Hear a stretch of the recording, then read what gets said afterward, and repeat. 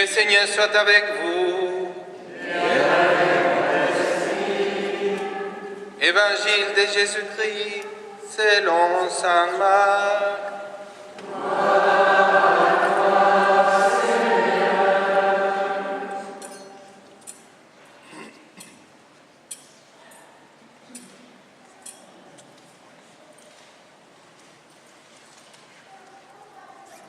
Après l'arrestation de Jean le Baptiste, Jésus partit pour la Galilée, proclamer l'évangile de Dieu. Il disait: les temps sont accomplis, le règne de Dieu est tout proche. Convertissez-vous et croyez à l'évangile. Passant le long de la mer de Galilée, Jésus vit Simon et André, les frères de Simon, en train de jeter les filets dans la mer, car c'étaient des pêcheurs. Il leur dit: venez à ma suite, je vous ferai devenir pêcheurs d'hommes. Aussitôt, laissant leurs filets, ils les suivirent. Jésus avança un peu et il vit Jacques, fils de Zébédée, et son frère Jean, qui étaient dans la barque et réparaient les filets. Aussitôt, Jésus les appela. Alors, laissant dans la barque leur père Zébédée avec ses ouvriers, ils partirent à sa suite. Acclamons la parole de Dieu.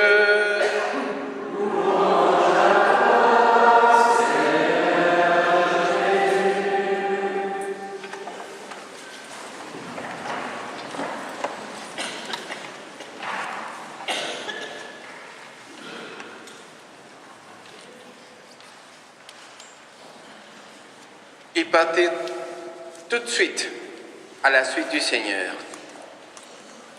Imaginez-vous, c'est seulement l'imagination, ne vous inquiétez pas, imaginez-vous que quelqu'un que vous connaissez, un membre de votre famille, quelqu'un proche, est tellement malade. Cette personne a une maladie, parce que là je vous dis que l'imagination. Il a une maladie très grave et un peu bizarre. Donc on a fait des efforts pour les soigner. Et d'un coup, on entend que en Allemagne, ils ont découvert la cure pour cette maladie. Ils ont fait des recherches et il y a la cure pour cette maladie. Mais il faut se déplacer à Berlin tout de suite. Et en plus, comme ils sont en train de rechercher pour la première personne, le tout premier qui arrive, la cure va être gratuite. C'est gratuit, c'est tout payé, même les voyages compris. Et vous allez partir à Berlin pour faire soigner cette personne. Qu'est-ce que vous faites? On dit: mais et en plus, il y a un temps pour le faire. On a 2 mois. Dans les 2 prochains mois, tout est compris, tout est gratuit. Donc on dit: ah, on a 2 mois, on a le temps. On va continuer à faire toutes les choses de tout, parce qu'on a beaucoup de choses à faire. On a les choses de la maison pour s'occuper. Il y a les enfants, il y a les maris, il y a les travaux, les travails. Comment je vais demander une permission dans mon travail? Non, je ne crois pas que vous faites ça. Tout de suite, je pense qu'immédiatement, si vous écoutez ça ici, même dans la messe, vous vous levez et vous partez à l'aéroport tout de suite, prendre un avion et partir à Berlin, n'est-ce pas? Ou vous allez attendre? Je pense, moi, je le ferai tout de suite, partir pour chercher la cure, pour se faire soigner. Et en plus, c'est gratuit. C'est ce que nous demande le Seigneur aujourd'hui. Et c'est cela l'appel qu'il fait. C'est cela l'appel qu'il a fait aux gens de Ninive. Quand le prophète est passé, Jonas, passé partout, et il a dit: 40 jours, et la ville sera détruite. C'est une ville qu'il fallait 3 jours pour la traverser. Il a passé 2 jours en disant, dans 40 jours, et la ville sera détruite. Une ville des païens qui ne croyaient pas en Dieu. Parce qu'ils disaient, c'est Dieu qui va détruire la ville. Ah, les païens disent, oh, Dieu, il n'existait pas. Ils ne croient pas. Donc comment va faire-t-il s'il n'existait pas pour détruire la ville? Non, et s'il n'existait pas, ce n'est pas possible. Mais qu'est-ce qu'ils ont fait? Ils sont crus, ils se sont repentis. Tout le monde, à jeûne, et ils ont changé leur vie, tout de suite. Dans la lecture de l'Évangile, il y a 2 parties. Jésus s'adresse à tout le monde. Et il leur dit, les temps sont accomplis. Le règne de Dieu est tout proche. Convertissez-vous et croyez à l'Évangile. Convertissez-vous et croyez à l'Évangile. Ils disent à tout le monde. Et après, il va chercher ses disciples, ses pécheurs, Simon et André, et après les fils de Zébédée et Jacques. Et il leur dit, venez à ma suite. Et qu'est-ce qu'ils ont dit? Attendez, Seigneur, est-ce qu'on est très pris? On est dans les temps de la pêche, il faut pêcher parce que sinon, qu'est-ce qu'on va faire? Mes parents, ils ont tout quitté, tout de suite, sans repère, sans pensée. Ils l'ont fait comme ça. Et ils sont partis à la suite du Seigneur. Pour cela, Saint Paul, dans la lecture aux Corinthiens, nous dit le temps est limité. Et parfois, cette lecture n'est pas si évidente à comprendre. Parce qu'ils disent, ceux qui ont une femme, soit comme s'ils n'avaient pas de femme. Ceux qui pleurent, comme s'ils ne pleuraient pas. Ceux qui ont de la joie, comme s'ils n'en avaient pas. Ceux qui font des achats, comme s'ils ne possédaient rien. Pourquoi? Et ça revient à l'exemple que je vous proposais quand on a commencé ces réflexions. S'il y a quelqu'un qui est malade et j'ai l'occasion de le faire soigner, je vais la saisir tout de suite. Même si j'ai une femme, si je suis dans la joie, ou si je pleure, ou si j'ai fait des achats, si j'ai plein de choses à faire, j'arrête tout ça. Même si je l'ai, et je m'occupe des plus importants. Et les plus importants, c'est qu'il faut profiter et saisir tout de suite, c'est de faire soigner cette personne qui a un besoin. Nous tous, nous sommes, si on peut dire comme ça, contaminés par les péchés. Ça, c'est le drame de l'humanité.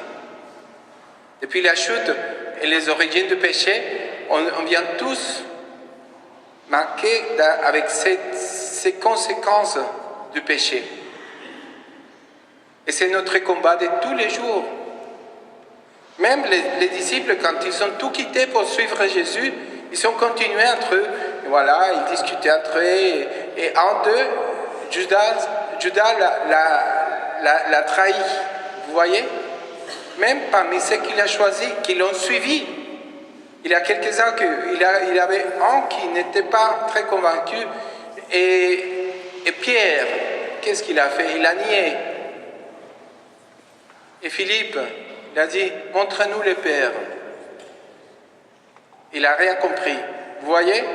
Donc, l'important, c'est de prendre la suite du Seigneur, de tout laisser. Mais tout quitter, ça veut dire donner l'importance à celui qui est le plus important et après vivre la vie, mais en mettant en premier lieu celui qui est la tête, celui qui est l'origine de notre salut, celui qui est notre but.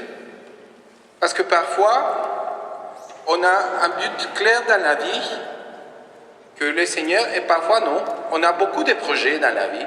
Voilà, ma famille, mon travail, ma retraite, ma maison, mes voyages, plein de projets. Mais on oublie de mettre à la tête de tous ces projets à celui qui est notre vrai projet de vie. On cherche toujours l'essence de la vie et on se demande beaucoup de fois pourquoi. Pourquoi il y a des choses qui m'arrivent, pourquoi il y a des problèmes que j'ai, ces problèmes que j'ai, pourquoi il y a tant de choses terribles qui arrivent dans le monde, pourquoi.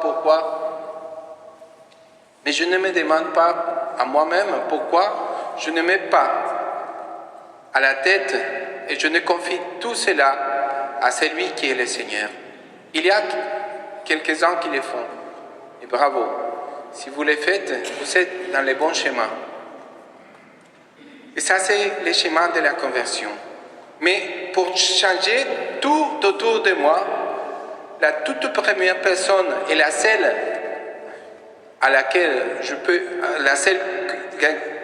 peux changer, c'est moi-même. Donc je dois commencer en ordre. Et c'est moi qui dois profiter du temps, me dépêcher et changer. Je sais moi, et je parle pour moi, ce que je dois changer. Je connais mes faiblesses, je connais mes défauts. Parfois, je laisse passer, oh oui, un petit peu, voilà, on laisse passer. Par exemple, c'est pas mon cas, un petit chocolat. Ouais, on le prend aujourd'hui, oui.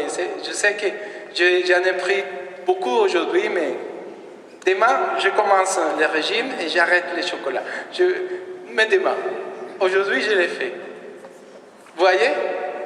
Et ça, c'est avec un exemple simple comme le chocolat, que parfois, ça fait beaucoup mal, par ailleurs. Mais il y a d'autres choses que le Seigneur me demande de quitter pour le suivre. Et je m'attache à mes regrets, et je m'attache à mes souvenirs, et je m'attache à la haine, et je m'attache à la souffrance, et je m'attache à mes faiblesses. Et là, je suis attaché, et je ne lâche pas tout ça pour vivre dans l'espérance, dans l'amour, dans la miséricorde de la conversion. Aujourd'hui, le Seigneur nous fait une invitation, mais aujourd'hui, maintenant et tout de suite. J'espère bien qu'après la communion et après cette Eucharistie, on va tous sortir, renouveler et décider à changer nos vies, à changer et à quitter ce que le Seigneur nous demande. Vous allez le faire doucement. Voilà, d'abord les chocolats. Tac, c'est fini aujourd'hui. Plus jamais. Et après, les autres choses. Parce que si on a beaucoup de choses à faire, on ne commence pas. Mais il faut commencer, prendre le chemin, les suivre. Et surtout, se dépêcher. Allez, vite fait. Il faut se dépêcher. Le temps de grâce est là, maintenant et aujourd'hui. Et il faut avoir peur du Seigneur qui passe. Parce que le Seigneur, c'est comme un bus allemand, en parlant des Allemands. Il passe à l'heure précise. Et si on n'est pas là, c'est parti. C'est comme les trains. Voilà. Parfois, il faut attendre les trains. Et si on arrive au temps, bon, on attend. Mais si on est en retard et le train est passé, c'est parti. C'est fini. On ne sait pas. On ne connaît pas le jour et l'heure quand le Seigneur va nous appeler. Et le temps de la miséricorde va finir. On est dans le temps de l'Esprit, on est dans le temps de la miséricorde. Profitons-en de ce temps d'amour. Que la Vierge Marie, notre Mère du ciel, vous voyez, je dis que la Vierge Marie, c'est le temps de finir. Oui, mais c'est le temps de finir, c'est ce que je dis, mais pour vous, c'est le temps de commencer. Et de demander cette grâce à la Vierge, de pouvoir saisir ce temps de salut, de pouvoir saisir ce temps de miséricorde et commencer vraiment un chemin de conversion qui nous mène à changer nos vies et à saisir le salut qui nous est offert gratuitement par le Seigneur. Il nous offre tout parce que c'est lui qui a payé avec son sang. Qu'est-ce que nous attendons?